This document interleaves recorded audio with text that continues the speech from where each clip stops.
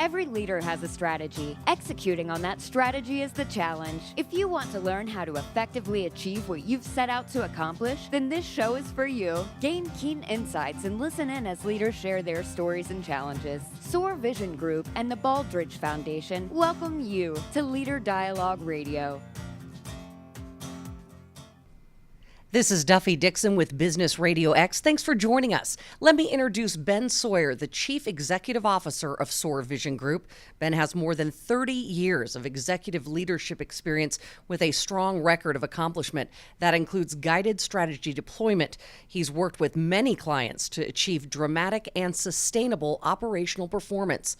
Jennifer Strahan is the president of Business Optimization Services. Jennifer has partnered with more than 100 health systems and businesses across the U.S., helping them transform their strategic, administrative, and clinical operations. Now, you are working with a company that we had in on our last show, Alive Studios. And to remind our listeners, this is a supplemental reading and math solutions company. They use augmented reality for early learners. I loved their slogan on their webpage. It says, improving literacy with mind-boggling engagement.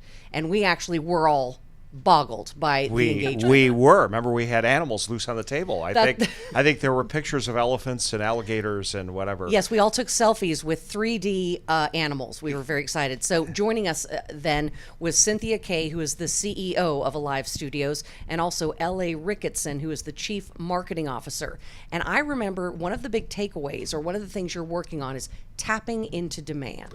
Right. So for the listeners, we're going to just re-anchor where we always do, which is on the home page of the Leader Dialogue website. So that's Leader Dialogue, DIALOGUE website.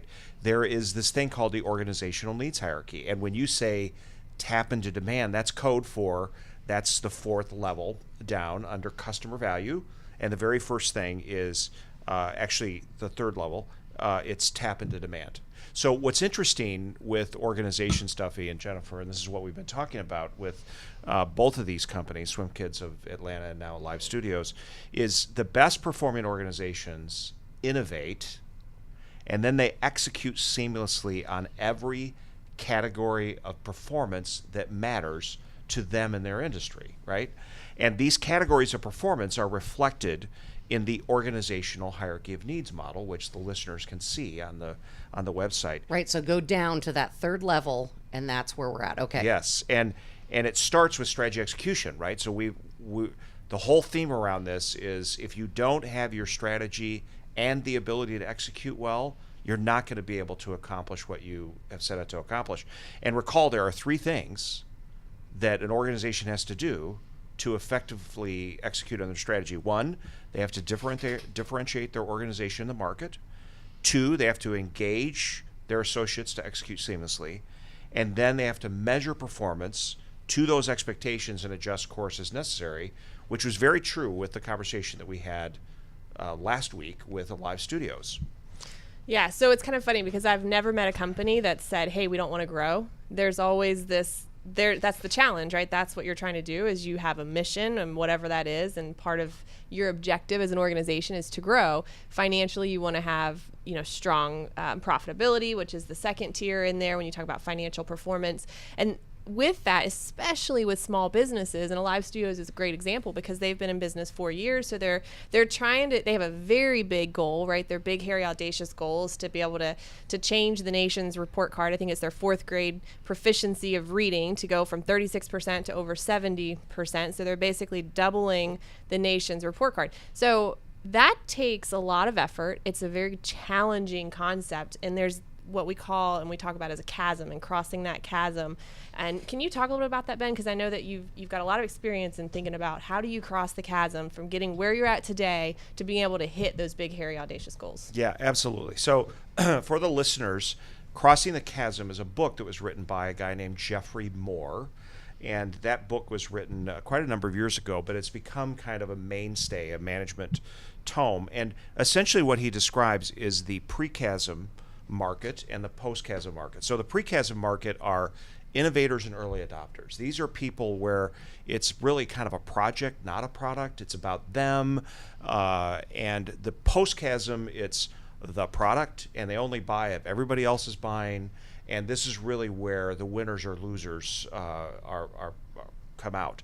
So a lot of products and companies fall into the chasm because they don't ever make the transition to main market.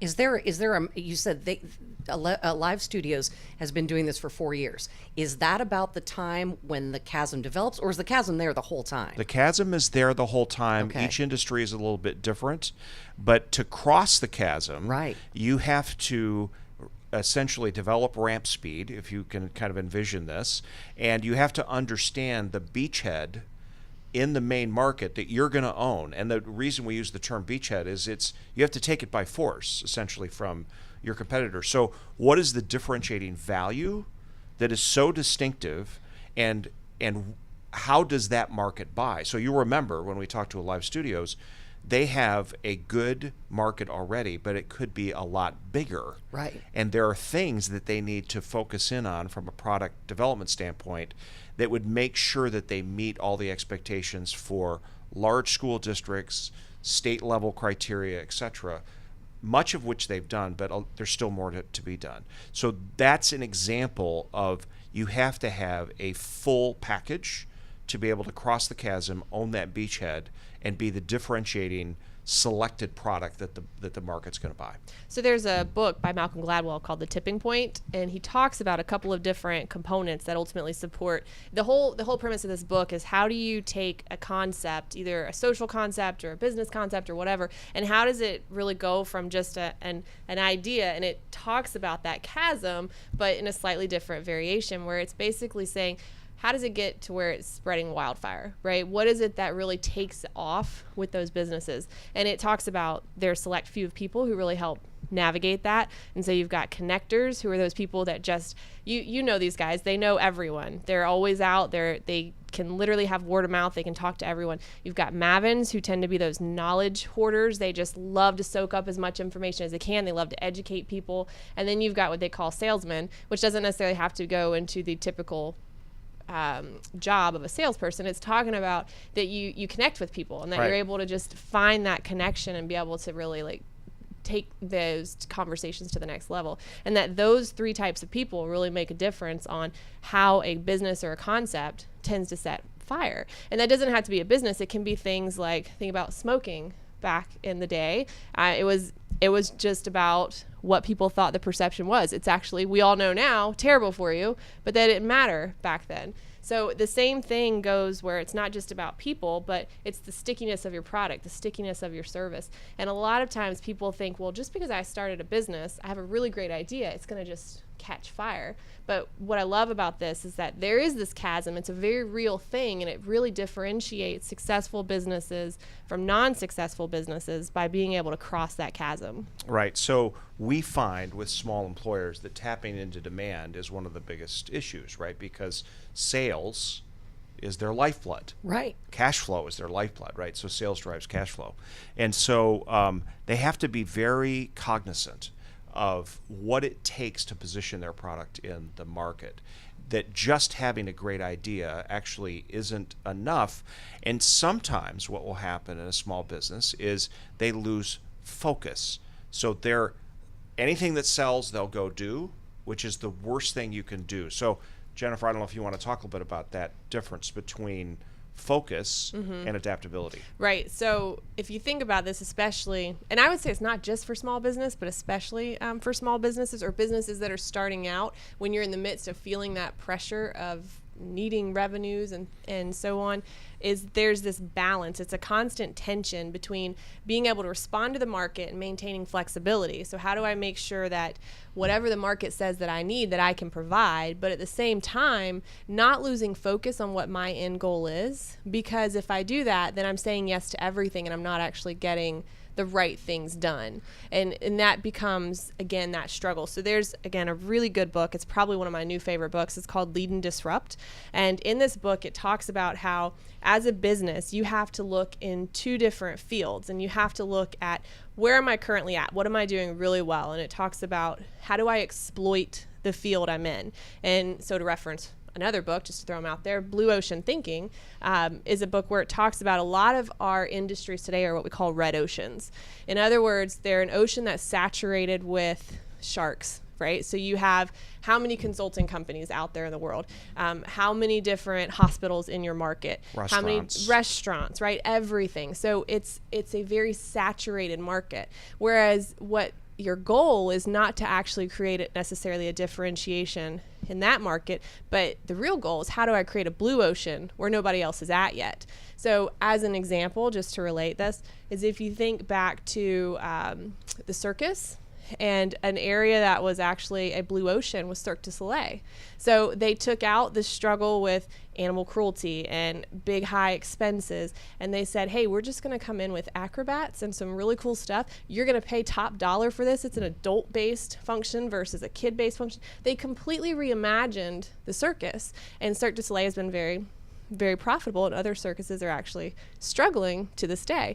And so when you look at that, it's an example of a blue ocean. Netflix relative to Blockbuster, another blue ocean, right? Now you've got red ocean coming in where you've got Hulu and Sling and all these other companies that are coming in and competing. So there's this constant battle of how do I exploit the market I'm in, because Netflix, even today, they couldn't stay where they are. Now they're into making movies, and they're not just about streaming videos online. Originally they were really about mailing, but that was never their original intention. So that's one piece of it, right? But the second piece is how am I constantly exploring new options? So you have to try not to be in the red ocean, but if you find yourself getting in the red ocean, you have to keep looking for the next blue ocean. Right. And it's this book, Lead and Disrupt, what it talks about is that ambidexterity. So how do I become ambidextrous as a business where I'm focusing on what I can do really well? And that's where things, when you think about the hierarchy of needs, organizational effectiveness, matching and exceeding customer value, and employees that are super engaged, those things will help you differentiate yourself in the market, but they'll also help you explore new businesses and being able to provide disruptive services in the market that may not even have been known at the time.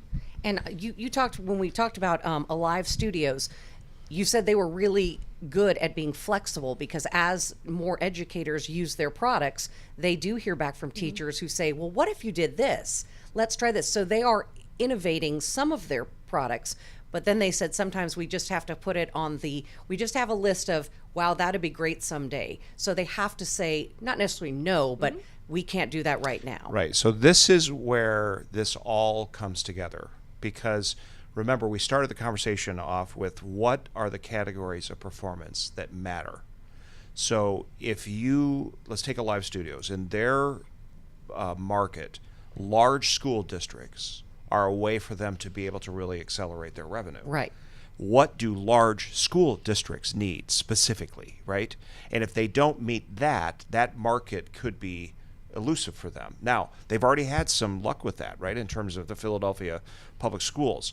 But every organization is like that. As Jennifer just pointed out, there's a myriad of great books. There's lots of great concepts. The challenge is, how do you understand what actually matters in your particular environment, and then how do you execute on that? And that really is the essence of this show, is understanding what really matters and then being able to put that into a strategy execution framework so you can actually deliver. Because again, if you have more than 5 things you're working on at any given time as an organization, it's not going to happen. Wow, that's I've not heard that. More than 5 things at a time. It's not going to happen. Right. There's too many distractions, because those 5 things then spawn initiatives and action items that are multiple, and the organization just begins to lose its focus. So that is really why SOAR Vision Group exists, and that's what the partnership with the Baldrige is all about. There is a science to the journey of success, and the Baldrige has proven that out over and over again for the last 30 years. SOAR Vision Group has identified that strategy execution is the engine that essentially forces prioritization and to connect the dots within the company to be able to be successful. So talk to us a little bit about that in terms of how organizations, Jennifer, can prioritize to succeed? The challenge of saying no. Oh, that's a good one, because that's discipline, right? I mean, it's just like when your baby or grandbaby, probably even more so at grandbabies, come up to you and they beg for something, to have to say no to them when you see that little face and you know that they just want it, but you also know that I can't give you everything because it's not teaching you the right disciplines.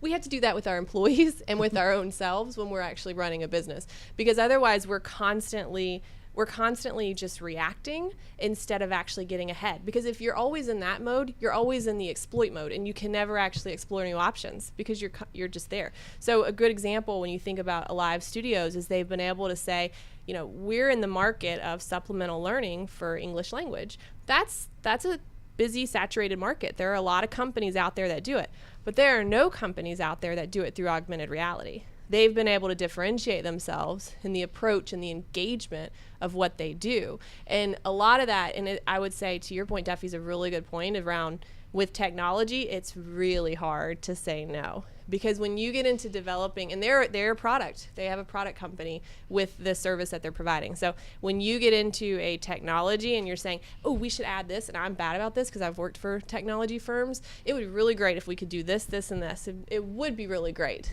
but we can't do it, right? And so you've got to find that balance of what is it that it's going to help us do? Is it going to bring return? Is it really going to exceed the value that customers need? Is it an indifference? This goes back to the Kano model. Is it an indifference? Is it a delighter? Is it a basic expectation?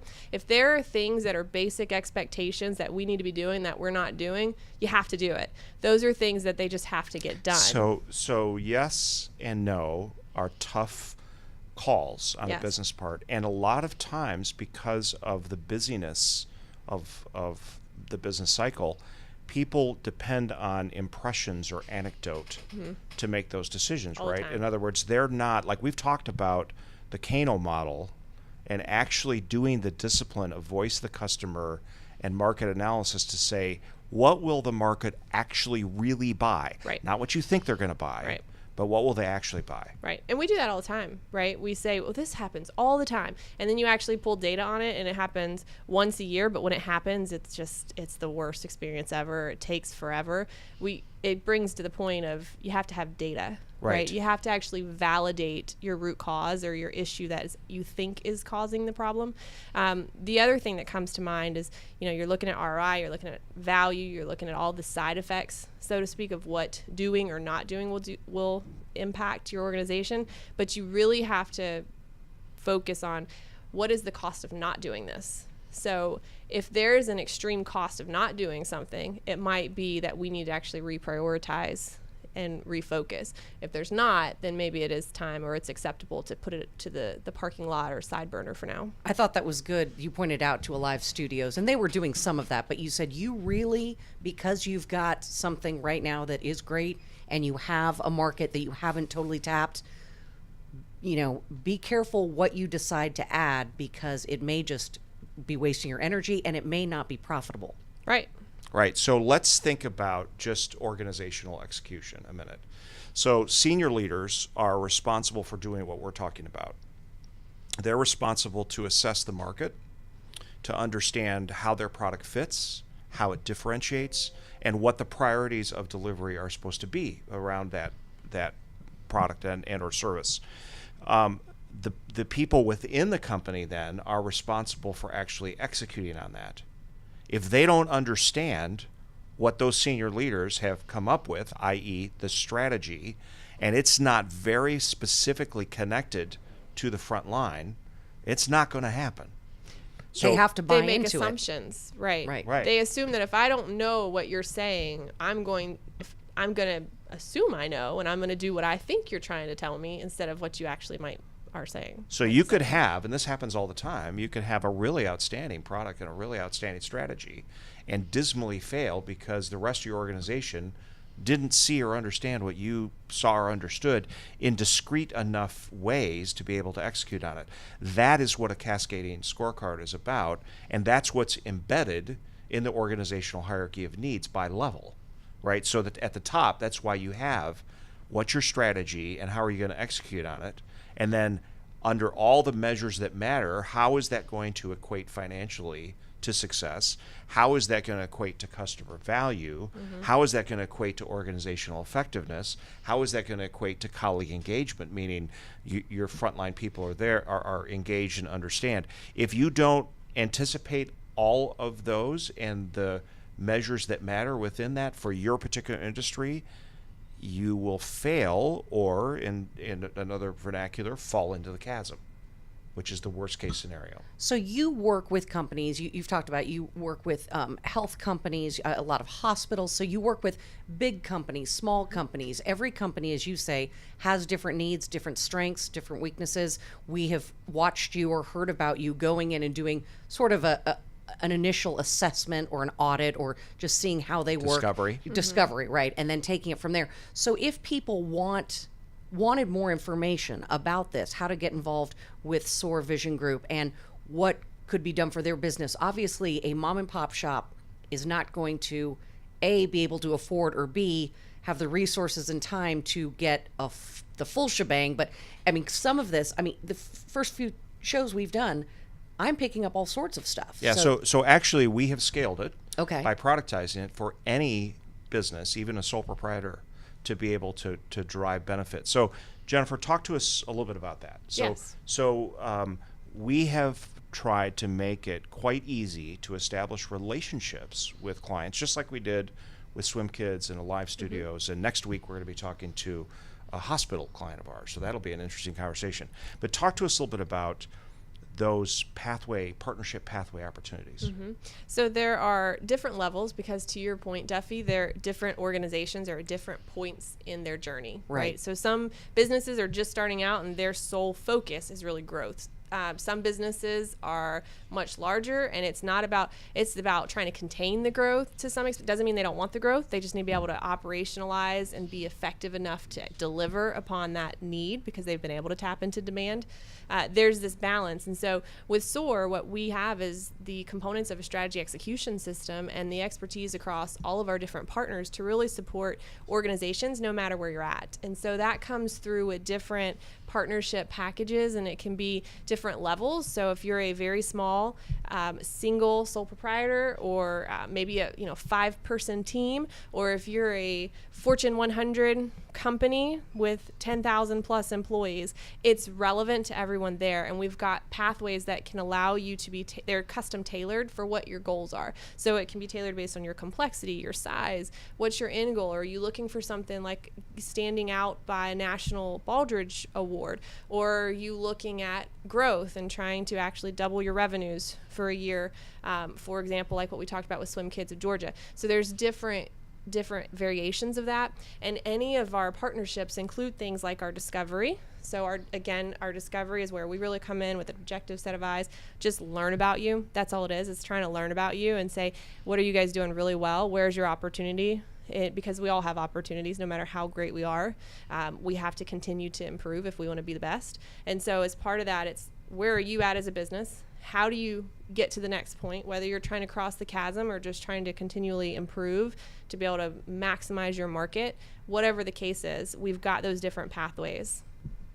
And so our relationship with the Baldrige is the #1 quality performance framework in the world.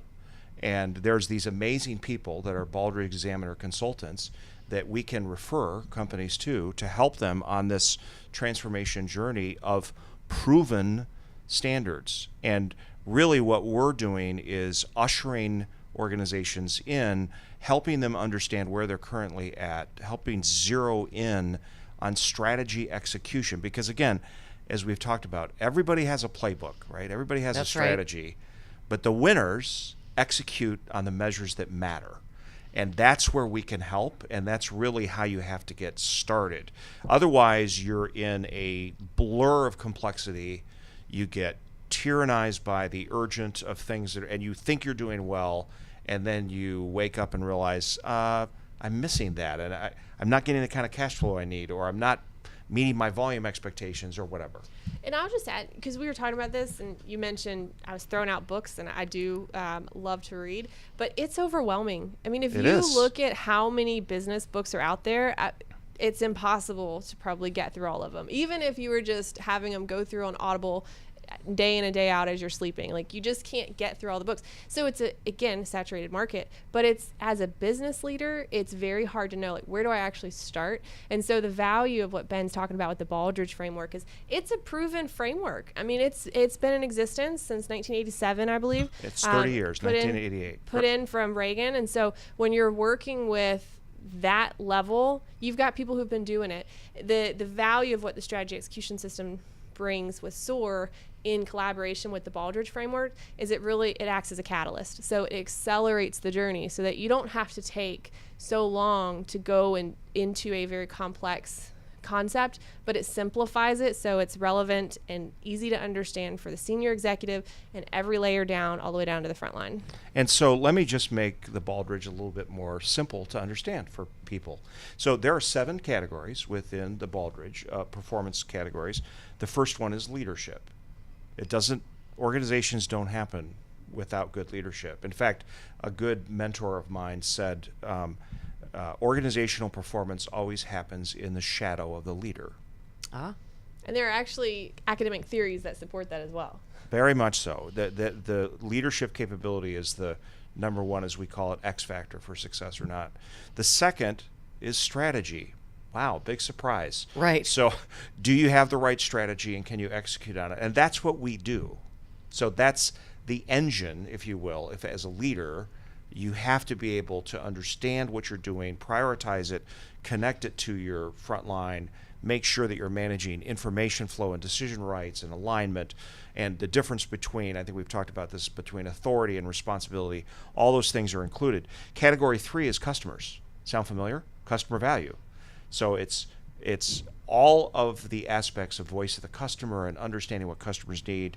Category 4 is measurement, analysis, and knowledge management. And you said there's no way to know if you're doing the right thing and making this growth and if no one is measuring it, and you need the right way to measure. That's precisely right? And then category 5 is the workforce, which has a lot to do with what we talk about with colleague engagement. And then category 6 is operations, right? Sounds like organizational efficiency and all those aspects. And then category 7 is results, both internal and external comparative, right? So the Baldrige is an incredible, capable, proven over and over again across all business segments, performance excellence framework, bar none, better than anything else in the world. A lot of businesses are not availing themselves of it because they feel like it's too complicated. It actually isn't when you're on the journey. And that's what we help organizations do in collaboration with the Baldrige Examiner Consultants is get started with who you are, your identity, your strategy, and how you're going to execute on that. And as a leader, that's a key characteristic. And then we can help you on that transformational journey. You get to choose in your partner pathway program what you want to focus on, and we make it easy for you. So a lot of this stuff is included in those. Mm-hmm. Right. So you get, again, as part of that, you get discovery as on-site time. You get access to experts through improvement coaching and actual consulting hours that you can be used based on whatever your needs are. So it's not a cookie cutter approach. I mean, there are standard approaches within a strategy execution system that we know work, like leadership rounding and the cascading scorecard. But that doesn't mean that what you're going to build into your scorecard or the way you do your rounding has to be the exact same as everyone else. There are things that you can customize that bring in your culture of an organization that really are embedded in you, and so that it can be successful. But then there's always ongoing knowledge transfer and learning that you get as part of that as well.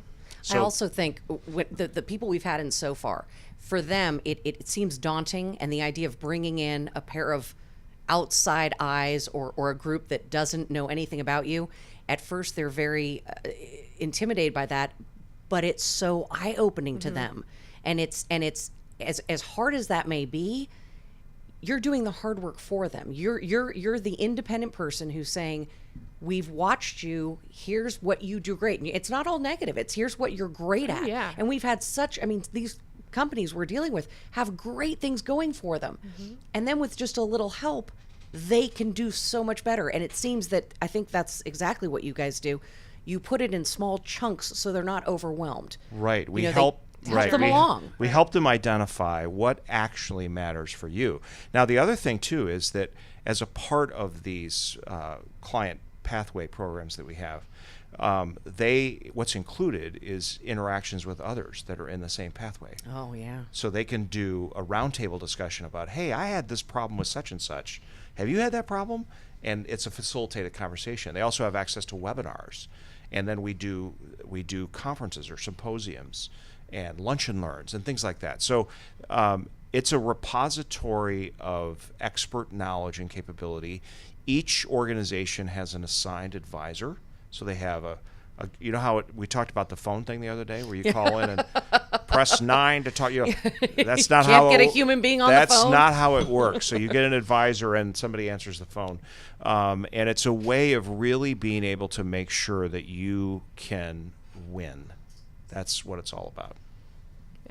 Well, thank you so much for telling us a little bit more about SOAR and how people can get involved with it. And thanks for our listeners for listening to Leader Dialogue, presented by SOAR Vision Group and the Baldrige Foundation. We invite you to tune in every Friday at 1 o'clock Eastern Time to listen to us live. And then to listen to this episode again or any previous shows, visit leaderdialogue.com/podcast. Again, that's Leader Dialogue with a DIALOGUE.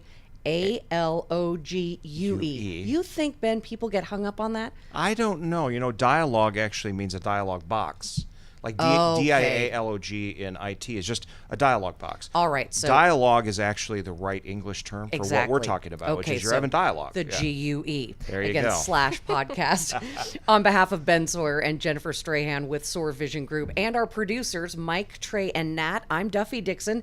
Thanks for listening to Leader Dialogue on Business Radio X. Thank you, Duffie.